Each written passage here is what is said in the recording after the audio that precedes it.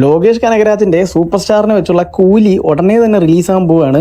ഇപ്പൊ തന്നെ എല്ലാവരും ചർച്ച ചെയ്യുന്നത് ഒരേ ഒരു കാര്യമാണ്, കൂലി LCU ആണോ അല്ലയോ എന്നുള്ളത്. ലോകേഷ് കനകരാജ് രാവിലെ ഉറക്കൊണിക്കുന്ന സമയം മുതൽ എല്ലാവരും പറഞ്ഞ് കൺവിൻസ് ചെയ്യാൻ ശ്രമിക്കുന്നുണ്ട് LCU അല്ല സ്റ്റാൻഡ് അലോൺ പടമാണെന്ന്. പക്ഷെ ലോകേഷ് ആയതുകൊണ്ട് തീർച്ചയായിട്ടും നമുക്ക് വിശ്വസിക്കാൻ പറ്റൂല. നമുക്ക് ട്രെയിലർ ഒന്ന് ഡീകോഡ് ചെയ്താൽ തന്നെ ഇത് LCU ആണോ അല്ലേ എന്നുള്ള സംഭവങ്ങൾ മനസ്സിലാവും. നമുക്ക് ഓരോന്നായിട്ട് നോക്കാം. ഒന്നാമത്തെ കാര്യം, കൂലിയുടെ ട്രെയിലറിൽ രജനി സാറിനെ ഇൻട്രൊഡ്യൂസ് ചെയ്യുന്നതിന് മുന്നേ പറയുന്ന ഒരു ഡയലോഗ് ഉണ്ട്. 30 വർഷമായിട്ട് ഒരുത്തനെ ഓഫ്ലൈൻ വെച്ചേക്കാണ്, അല്ലെങ്കിൽ 30 വർഷമായിട്ട് ഒരുത്തൻ അണ്ടർ കവർ ആണ്. ഇതേ സെയിം ഡയലോഗ് കമൽ ഹാസൻ വിക്രമിലും പറയുന്നുണ്ട്. 30 വർഷമായിട്ട് അണ്ടർ കവർ ആയിരുന്നു എന്ന്. കമൽ ഹാസൻ മാത്രമല്ല, കൂടെ ഒരുപാട് പറ്റം ഏജന്റുമാരുണ്ടായിരുന്നു. അവരുടെ ലാസ്റ്റ് മിഷൻ ഫെയിലായി അവര് ഒളിവിൽ പോയി എന്നൊക്കെയാണ് പറയുന്നത്. ഒരു കൂട്ടം ഏജന്റുമാർ, അവരാരെയും കിട്ടിയില്ല എന്നും പറയുന്നുണ്ട്. മോസ്റ്റ് പ്രോബബ്ലി അവരുടെ കൂട്ടത്തിലുള്ള ഒരു ഏജന്റ് ആയിരുന്നിരിക്കണം ഈ ദേവ.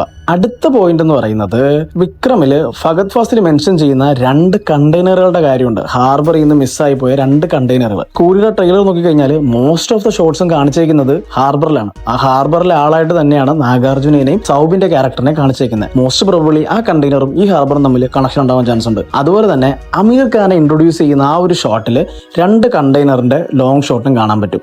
മോസ്റ്റ് പ്രോബബ്ലി ഈ 2 കണ്ടെയ്നേഴ്സ് തന്നെ ആയിരിക്കും വിക്രമില് ഫഹദ് ഫാസിൽ മെൻഷൻ ചെയ്ത ആ 2 കണ്ടെയ്നേഴ്സ്. അതുപോലെ തന്നെ നാഗാർജുനെ കാണിച്ചേക്കുന്ന ഷോട്ടുകൾ നിങ്ങൾ നോക്കിക്കഴിഞ്ഞാൽ കൃത്യമായിട്ട് വേറൊരു ക്യാരക്ടറിന്റെ റിസംബ്ലൻസ് അവിടെ കാണാൻ പറ്റും.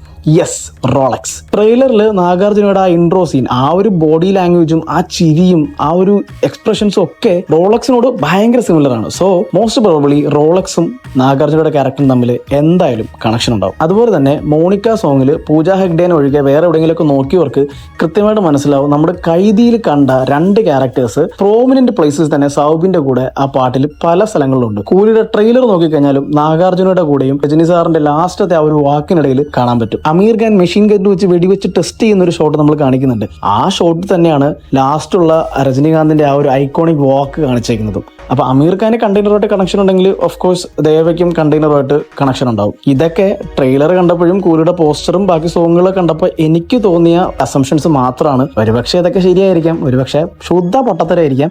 എന്തായാലും നമ്മൾ ഓഗസ്റ്റ് 14 സിനിമ വന്നിട്ട് കാണാം.